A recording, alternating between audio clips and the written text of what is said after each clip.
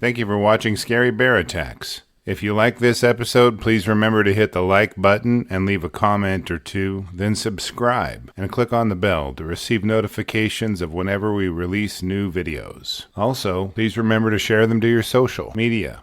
The morning mist hung low over the creek like a mystery on a thoughtful mind. Lyndon Hooper, aged 51, stood quietly on the muddy bank, casting a silver spinner into the slow current. The forest behind him was still, silent, save for the occasional warble of a songbird and the snap of twigs beneath his boots. It was Labor Day weekend in 1959, and he and his companions had come to the remote stretch of water to fish near Coal Branch, to escape and perhaps to be alone in the kind of solitude that only wilderness could offer. Only his fishing companions knew where he was. That was how Lyndon preferred it. He'd hiked the last mile to the stream with his rod, creel, and gear slung over one shoulder. No firearms, no dog, no companion. Just him, the babbling creek, and the fish. He'd likely cleaned a few trout that morning and packed them carefully in his creel, their scent strong in twisting air currents. But something else had caught that scent. Welcome back to Scary Bear Attacks. In 1959, many places were growing increasingly urbanized in the post-war era. Remote wilderness areas remained untouched and teeming with wildlife. The area around Coal Branch featured a mix of black and white spruce, fir and pine, as well as aspen trees, with understories of currant, buffalo berry, and low bush cranberry bushes.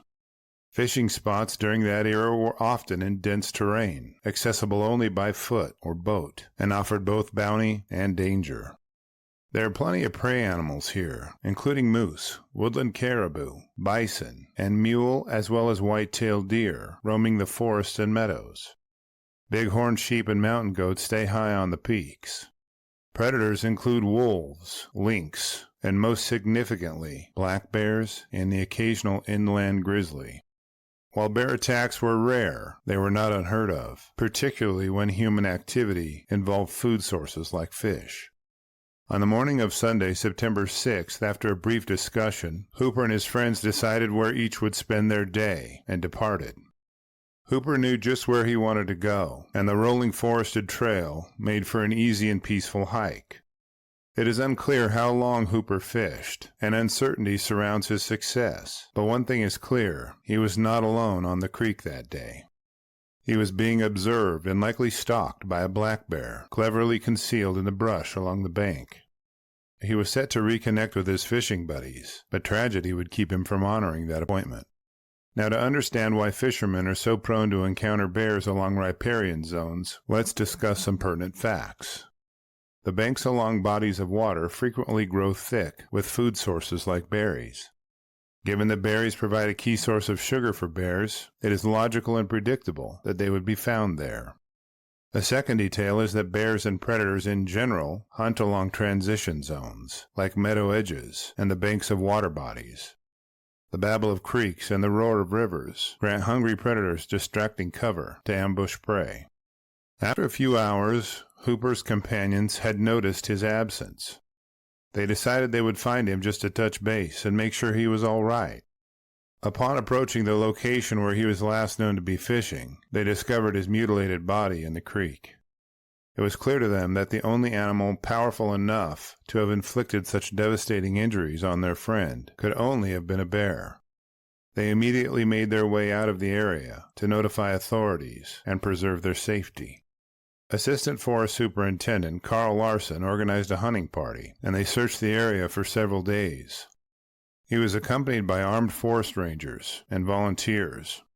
On September 9th, the hunting party worked their way through brush and timber about a half-mile from where Hooper's body was found. Clark emerged into a clearing and paused to assess his surroundings and catch his breath. Unbeknownst to Clark, after killing Hooper, the black bear had either picked up the hunting party's scent or seen them as they made their way through the brush. It had circled behind Clark and was now closing in on him from behind. Clark was facing away from the direction the bear was approaching and had no idea of its location, intent, or presence. He may have heard a rustling in the brush or a few twigs snap, but something gave the bear away. Clark spun to see the bear heading directly toward him, eyes focused on him.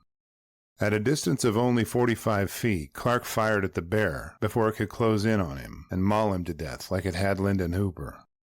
The bear's reign of terror had been brought to an end, harrowing as it was. Now aware that this bear had stalked Clark in a predatory manner, they set out to prove that it may have done the same to Hooper. The bear's carcass was opened up, and the contents of its stomach were sent for analysis at the Royal Canadian Mounted Police Crime Lab in Regina. Soon the analysis was in, and it was confirmed. The bear had consumed part of Lyndon Hooper. Human hair and pieces of clothing matching Hooper's confirmed the findings.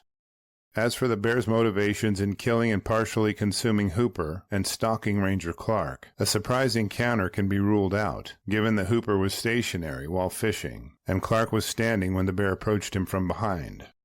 No animal carcasses were reported nearby, and cubs were not observed at either attack site. Speaking of cubs, our Cub Tier membership on Patreon, linked below, will give you ad-free early access to photos, notes, and episodes. And the $3 per month goes a long way in helping me continue to produce educational and entertaining content like this. Today, the province of Alberta is said to host approximately 39,000 black bears over its 255,541 square miles. This is a population density of one black bear for every 6.5 square miles, but it does not factor in the density of grizzly bears, which share the habitat. After reviewing the facts surrounding this episode, I'm left with a few questions for you. Was Lyndon Hooper the victim of a territorial bear surprised by his presence, or was this an unusual case of predation? Given that the bear approached Ranger Clark from behind, do you think it stalked Hooper in the same manner? Ranger Clark did not have the scent of fish on him when the bear stalked him, and Hooper likely did. Do you think the bear approached Hooper due to the scent of fish, or solely out of predatory motives? I'm tending to lean toward predatory motives. I will gladly read and reply to your thoughts, so post them in the comments section below, and let's talk about it. Thank you for watching Scary Bear Attacks. If you've enjoyed this episode, please consider clicking on the like button and clicking on the bell icon. We'll help you know when we post our new episodes. Posting our video links to your social media profiles furthers awareness, and it's fun. We slashed our prices in our merch store, linked below, so check out the bargains there while you shop. As a member of our human community, remember to adventure bravely and be careful out there, especially in bear country.